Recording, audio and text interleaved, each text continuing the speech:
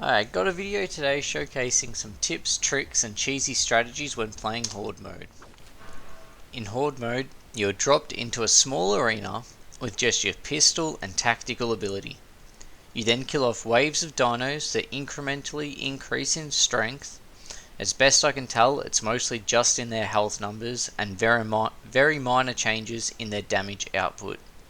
Upon killing all of the dinos in a wave, you'll have collected some dollary dues to spend on a maximum of 3 upgrades at a time. This is where it gets a little more interesting for the first few waves, but after wave 10, you'll never find yourself lacking in the monetary department again.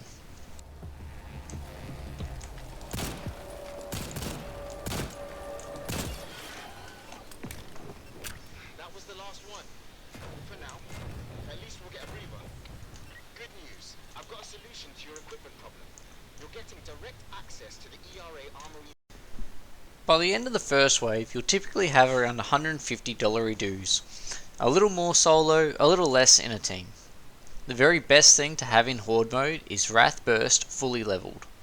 It's a free way to flip flatbacks, kill the small dinos around you, save yourself a lot of ammo, and is paramount to a successful long Horde mode run.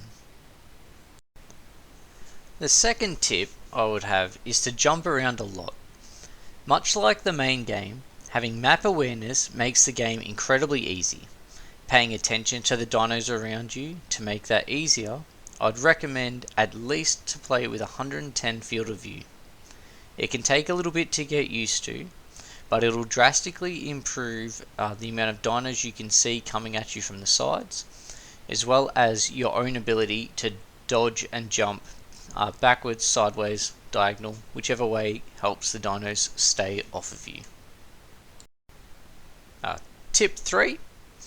Use the environment to your advantage. During waves 3, 13, 23, etc., you'll have a storm, making it incredibly hard to see through. So make sure you get into a cave and you'll have no issues with it at all. Fighting within the storm makes life a lot harder. Amazing. You did it. No wonder they always call you heroes up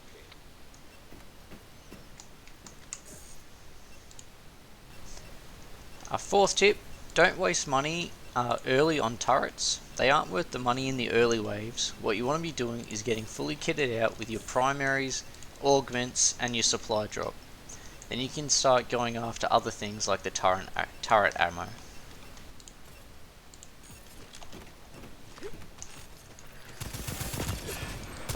If you're going to be playing somebody other than Rosie, I highly recommend you play someone who has access to the assault rifle and you have the emergency resupply perk enabled. That will give you unlimited grenades for the most part.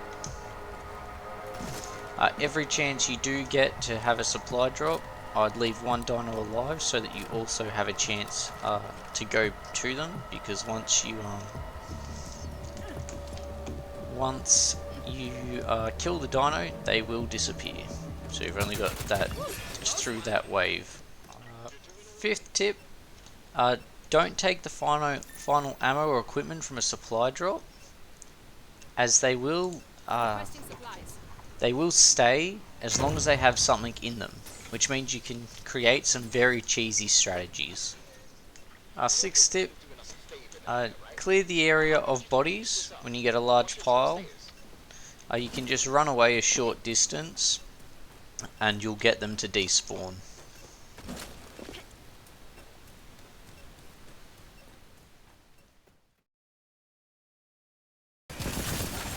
Cheese strategy number 1 is to block off the bulls from getting to you. If they can't charge, you'll be safe.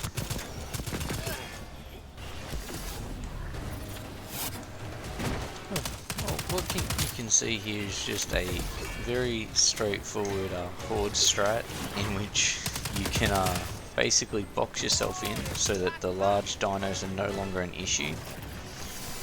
Obviously they can still shoot their blue goo, but they can't actually get in to you, and you can continue to make this as big as you want. And then if you take your ammo kits, you can lay them out on the ground. You can have your ammo all around you, so you can just protect yourself. You won't even have to play Rosie. Rosie was just so I got to this point. Then in order to fight them, you can let yourself get hit to proc a Wrath Burst. And then you've got no issue. You can just kill them from there. Seeing as you'll have unlimited health, one being Rosie, and then two being the fact you've got your hidey hole basically that you can go back to if you're having a rough time. This could obviously be made better by using the rocket launcher, or having the shock grenades, which I just turned off for this just to show how you could do it even without that sort of stuff. Once you get knocked, that's what you really want.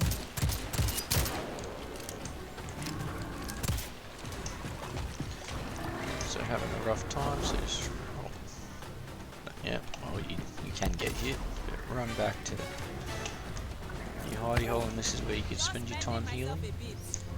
And you've got enough space to make it easy, so we'll just get knocked.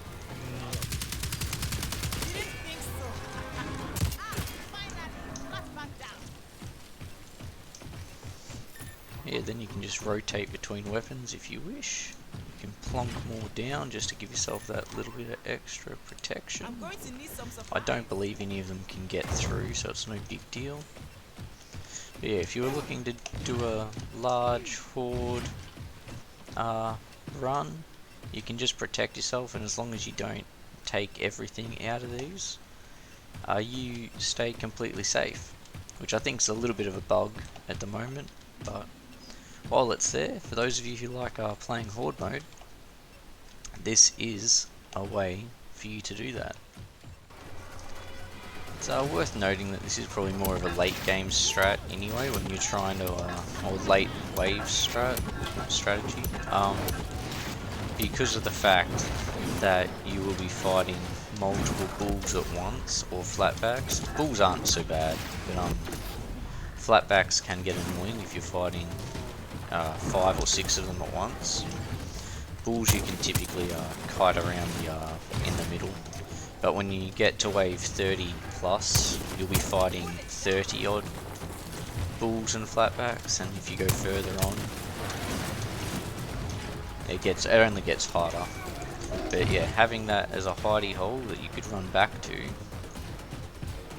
which I'll just show you again, where you've got all your equipment and stuff set out, so if you need to reload, you can.